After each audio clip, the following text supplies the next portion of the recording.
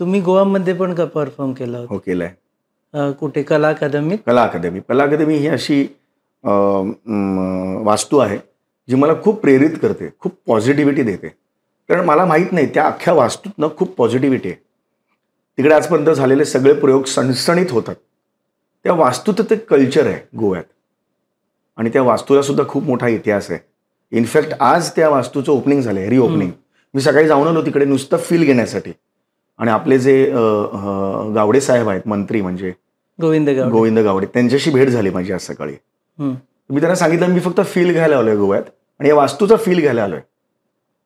मला माझ्या बायकोला दाखवायची होती की वास्तू किती सुंदर आहे. म्हणजे आपण म्हणतो ना एखाद्या सुंदरबाईच्या गळ्यातला हार आहे तो, तसा अख्ख्या गोव्यातल्या गळ्यातला हार कला अकादमी आहे.